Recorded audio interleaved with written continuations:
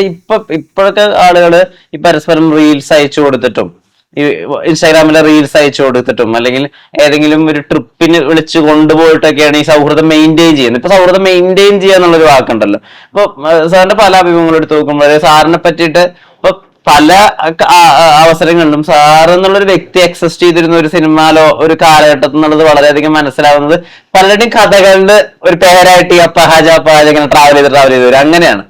അപ്പൊ ഇതിന് അങ്ങനെ ഒരു ഉള്ളിൽ ഒരു പുഷ് എടുക്കുന്നില്ല, അങ്ങനെ തന്നെയാണ് മനസ്സിലാക്കണ്ടേ? അങ്ങനെ പുഷ് എടുക്കാറില്ല, അങ്ങനെ വന്നിട്ടില്ല. കാരണം അറിഞ്ഞോ അറിയാതെ ആ കണക്ഷൻ പിന്നെ എവിടെങ്കിലൊക്കെ വെച്ച് ഇങ്ങോട്ട് വരും. 2 ദിവസം മുമ്പ് മനോജ് കെ ഞാൻ വിളിച്ചിരുന്നു. അപ്പൊ അതിങ്ങനെ എത്രയോ ഗ്യാപ്പ് വിളിക്കുന്നുണ്ട്, അവരൊക്കെ മറുപുറം വിളിക്കാറുണ്ട്. മറുപുറത്തിലാണ് മനോജിനെ ഫസ്റ്റ് പരിചയം. പക്ഷെ ആ സൗഹൃദം ഇപ്പോഴും ഉണ്ട്. ട്രിവാൻഡ്രത്ത് വരുമ്പോ മനോജ് എന്റെ വീട്ടില് വന്ന് താമസിക്കുമായിരുന്നു, അവിടുന്ന് ഷൂട്ടിന് പോകുമായിരുന്നു. അപ്പം അങ്ങനെ ഓരോരുത്തരെടുത്ത് നോക്കി അങ്ങനെ ഓരോ അനുഭവങ്ങളുണ്ട്. ഈ സൗഹൃദങ്ങൾ എപ്പോഴും വിട്ടുപോയിട്ടുണ്ടോ എന്തെങ്കിലും കാര്യങ്ങളുണ്ട്? ഇല്ല. അങ്ങനെ വന്നിട്ടില്ല. ഇപ്പൊ കൂട്ടുകാരുടെ ഇടയിൽ ഉണ്ടാകുന്ന കളിയാക്കലുകള്, അത് ഈഗോ ഹർട്ട് ആവാതിരിക്കുക, അല്ലെങ്കിൽ കൂട്ടുകാരെ എനിക്കത് ഇഷ്ടമാണ് കളിയാക്കപ്പെടുന്നത്. അതെ, അങ്ങോട്ടും ഇങ്ങോട്ടും അതൊക്കെ എനിക്ക് ഇഷ്ടമാണ്. കാരണം നമുക്ക് എൻജോയ് ചെയ്യാൻ പറ്റും, നമ്മൾ ചിരിക്കണം. നമുക്ക് ചിരിക്കണം. വെറുതെ ഇരിക്കുമ്പോ ഇവരുടെ കൂടെ ഇരുന്ന തമാശ പറഞ്ഞാൽ ചിലപ്പം കളിയാക്കലിൽ അതൊക്കെ പെടും, എല്ലാം വരും. കാരണം അങ്ങനെ ഭയങ്കരമായിട്ട് ഹേർട്ട് ചെയ്യണമല്ല, നമ്മൾ എന്തെങ്കിലും ഒരു കാര്യം പറയുമല്ലോ, അങ്ങോട്ടും ഇങ്ങോട്ടും പറയുമ്പോ. പക്ഷെ അതിലൊരു തമാശ മാത്രം നമ്മൾ എടുക്കുക, ബാക്കിയുള്ളവർക്ക് കളഞ്ഞേക്കുക. സത്യം പറഞ്ഞ ഈ പ്രതിഫലത്തിനേക്കാൾ കൂടുതലേ ശരിക്കും പണ്ട് ഇപ്പൊ ഈ സംഘത്തിന്റെ സമയത്ത് ഷൂട്ടിങ്ങിന് പോയിരുന്നത്, മഹായാനത്തിന്റെ സമയത്തൊക്കെ ഷൂട്ടിങ്ങിന് പോയിരുന്നത് ശരിക്കും ഇവരായിട്ടൊക്കെ ചില്ല് ചെയ്യാൻ കൂടിയിട്ടായിരുന്നു. കോട്ടയം കുഞ്ഞച്ചനാണെങ്കിലും സംഘമാണെങ്കിലും അവിടെ പോയി ആ ഷൂട്ടിന്റെ സമയത്തുള്ള ഒരു എൻജോയ്മെന്റ് ഉണ്ടല്ലോ. അല്ലാതെ പ്രതിഫലം ഒന്നും അന്ന് നോക്കിയിട്ടൊന്നുമില്ല, തന്നത് വാങ്ങിക്കും. അതിനുവേണ്ടി ആരുടെ അടുത്ത് വഴക്ക് ഇതുവരെയും പിടിച്ചിട്ടില്ല. വണ്ടിച്ചെക്കുകൾ ഉണ്ടായിട്ടുണ്ടോ?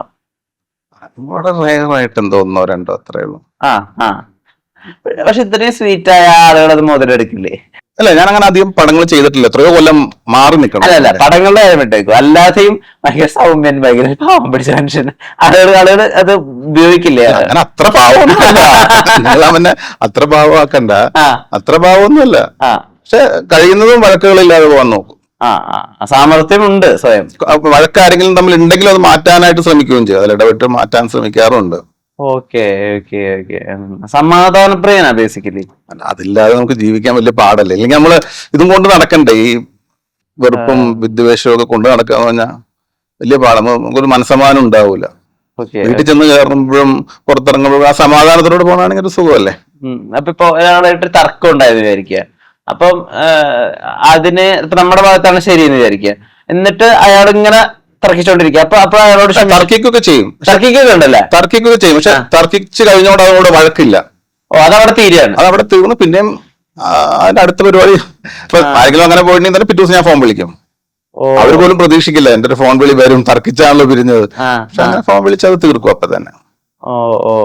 ഇത് ബിസിനസ് ടാക്ടിക്സ് ആയിട്ട് വരുന്നതാണോ അതോ ഒരു സ്വഭാവമായിട്ട് വന്നതാന്ന് തോന്നുന്നു എനിക്ക്.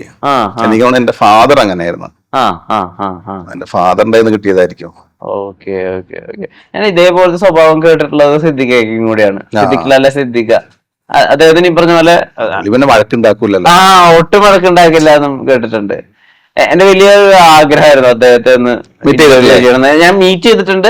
എന്നെ ഒരു ചോദ്യം അദ്ദേഹത്തിന്റെ ഒരു പുസ്തക പ്രകാശനം ഒരു ചടങ്ങ് നടന്നപ്പോ സെൻട്രൽ സ്ക്വയർ മാളിൽ വെച്ചിട്ട് ഒരു ചോദ്യം ചോദിച്ചിരുന്നു. പക്ഷെ ഞാൻ അദ്ദേഹത്തിന്റെ വലിയ ഫാനാണ്. അദ്ദേഹത്തിന് ഇപ്പോഴും മലയാള സിനിമ കൊടുക്കേണ്ട ഒരു ഡ്യൂ, ഒരു റെസ്പെക്ട് കൊടുത്തിട്ടില്ല എന്നുള്ളൊരു അഭിപ്രായക്കാരാണ് ഞാൻ. കാരണം ഗോഡ് ഫാദറിന്റെ ഒക്കെ ഒരു തുല്യ ശില്പിക്ക് കൊടുക്കേണ്ട ഒരു ബഹുമാനം പടങ്ങൾ എന്ന് പറഞ്ഞാൽ അതെ. അപ്പം അത് കൊടുത്തിട്ടില്ല. അപ്പൊ അദ്ദേഹത്തിനോട് എനിക്ക് സംസാരിക്കുന്നത് ഭയങ്കര ആഗ്രഹം ഉണ്ടായിരുന്നു. അദ്ദേഹം ജീവിതത്തിലെ പല കാര്യങ്ങളും നേരിട്ട വിധമൊക്കെ എനിക്ക് ഭയങ്കര ഇൻസ്പയറിംഗ് ആണ്. അപ്പൊ അദ്ദേഹം ഒരു ഇന്റർവ്യൂവിൽ പറയുന്ന ഒരു കാര്യമുണ്ട്. ഇപ്പൊ എന്റെ ഒരു അഭിമുഖം എന്തെങ്കിലും വന്നു കഴിഞ്ഞാൽ അതിലിങ്ങനെ ഒരു 100 നല്ല കമന്റ് ഉണ്ടെങ്കിൽ അത് ആലോചിച്ചിട്ട് എനിക്ക് സന്തോഷം തോന്നാറില്ല. ഒരു മോശം കമന്റ് ഉണ്ടായിരിക്കും, അത് ആലോചിച്ച് ഞാൻ എന്തായിരിക്കും അവ അങ്ങനെ പറഞ്ഞിട്ടുണ്ടാവുക, അപ്പൊ അവനെ എങ്ങനെ തിരുത്തി പറയിപ്പിക്കാന്ന് ഇങ്ങനെ ആലോചിച്ചോണ്ടിരിക്കുക. അത് ഭയങ്കര തോട്ടായിട്ട് എനിക്ക് തോന്നിയിട്ടുണ്ട്. സിദ്ദിഖയുടെ കൂടെ ട്രാവൽ ചെയ്തിട്ട് അദ്ദേഹത്തിലൊരു നന്മയായിട്ട് എപ്പോഴും തോന്നിയിട്ടുള്ളത് ക്ഷമ അല്ലേ? പിന്നെ ആര് വിളിച്ചു ചോദിച്ചാലും അതിലൊരു വേഷം ഉണ്ടെങ്കിൽ പുള്ളി കൊടുക്കാൻ ശ്രമിക്കും. ആര് വിളിച്ചു ചോദിച്ചാലും നോക്കാട്ടാ എന്ന് പറഞ്ഞ പുള്ളി അത് ഞാൻ സംസാരിച്ചേക്കണ എല്ലാവരും അങ്ങനെ പറഞ്ഞു പുള്ളി വിളിച്ചിട്ടുണ്ടെന്നാണ് ഞാൻ കേട്ടേക്കണേ. വളരെ റയറായിട്ട് മാത്രമേ ചിലവരെ അത് ചിലപ്പോൾ വേഷം ഇല്ലാഞ്ഞിട്ടായിരിക്കും, പക്ഷെ പുള്ളി അത് വിളിച്ചു കഴിഞ്ഞാൽ പുള്ളി ഇൻക്ലൂഡ് ചെയ്യും. അങ്ങനെ എനിക്ക് തോന്നിയിട്ടുണ്ട്. എന്റെ 2-3 ഫ്രണ്ട്സ് അത് പറഞ്ഞിട്ട്, ഞാൻ വിളിച്ചിട്ടാ, ഞാൻ പോലും പ്രതീക്ഷിക്കാതെ ഇരിക്കുന്ന സമയത്ത് പുള്ളി എന്നെ വിളിച്ചു, വേഷമുണ്ടെന്ന് പറഞ്ഞു എന്നൊക്കെ പറയുമ്പോൾ. ഈ ഉരുളൊക്കിപ്പേരി മറുപടികൾ തരാൻ ശരിക്കും ആരാ ബെസ്റ്റ്, സിദ്ദിഖാണോ ലാലാണോ? രണ്ടും കണക്കാ. ആ ജഗദീഷ്, സിദ്ദിഖ്, മുകേഷ് എല്ലാം. ജയറാമൻ മോശമാണ്. എല്ലാരും. ഈ കഥ ഉണ്ടാക്കാൻ ആരാ ബെസ്റ്റ്? എങ്ങനത്തെ തമാശയാ? അതായത് ഇപ്പൊ അപ്പഹാജിക്ക് ഒരു അബദ്ധം പറ്റി, അതിനെ പറ്റി ഒരു കഥ ഉണ്ടാക്കി ഫലിപ്പിക്കാൻ ആരാ ബെസ്റ്റ്? ജയറാം, ജഗദീഷ്, മുകേഷ് എല്ലാരും കണക്കാ.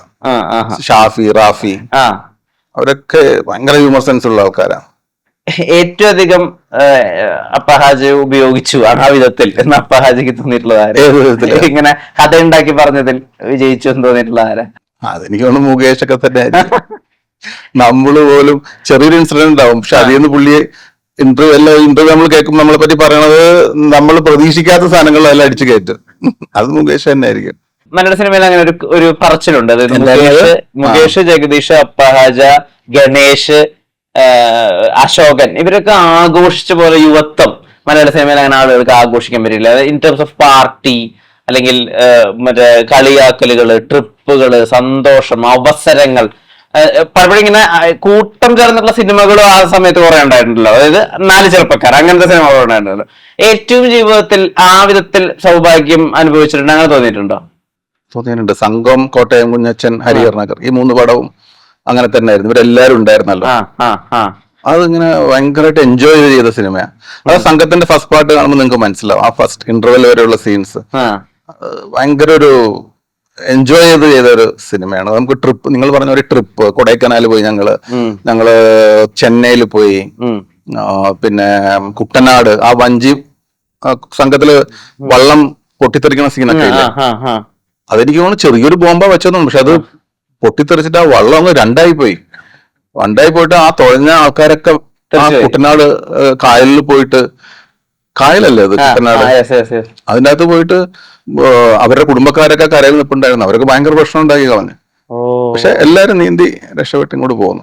എനിക്കും ആ സമയത്ത് ഒരു ആക്സിഡന്റ് പറ്റുണ്ടായിരുന്നു. ആ ഒരു പാട്ട് സീനില് മമ്മൂക്ക വലിയൊരു വള്ളം തുഴയാൻ നമ്മൾ ഈ താറാവിനെയൊക്കെ കൊണ്ടു നടക്കുന്നത് ഒതുമ്പ് വെള്ളമല്ല, ഇത് ബാലൻസ് ഉണ്ടാവില്ല, ഇത്രയുള്ള ആ വെള്ളം കാൽ ജസ്റ്റ് നീട്ടി വെക്കാം. അപ്പൊ ഇത് ഭയങ്കര ഫാസ്റ്റ് ആയിട്ട് പോകുമ്പോൾ ഞാനിങ്ങനെ കൈവച്ച് ഇങ്ങനെ തുഴഞ്ഞു പോകുമ്പോഴത്തേക്ക് ഇതിന്റെ ഭയങ്കര പ്രഷർ, ഈ വെള്ളം ഇങ്ങനെ വലിച്ചിങ്ങനെ എടുക്കും, എന്നെ കൂടെ അടിച്ച് താഴത്തോട്ട് കൊണ്ടുപോയി കളഞ്ഞു.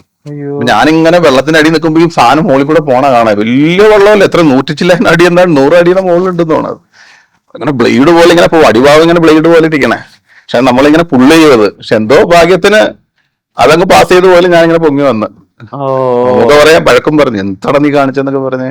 അതായത് അങ്ങനെ ഒരു കൺസേൺ വളരെ ജെന്യൂൻ ആയിട്ട് തന്നെ ഉണ്ടല്ലോ. അതായത് ഈ വലിയേട്ടൻ ഇമോഷൻ നാച്ചുറൽ ആയിട്ടുള്ള ഒരാളാണ്. അത് എനിക്കാണ് മമ്മൂക്കയോ അതെ മോഹൻലാലോ അതെ, അവര് ചെയ്യുന്ന വർക്കില് അവര് ബാക്കി എല്ലാരും ടേക്ക് കെയർ ചെയ്യും. കൺസേൺ ഉണ്ട്. അവര് എല്ലാരും സേഫ് ആയിരിക്കണം, കറക്റ്റ് ആയിട്ടുള്ള ഭക്ഷണം കിട്ടണം എന്നൊക്കെ അവര് ശ്രദ്ധിക്കും.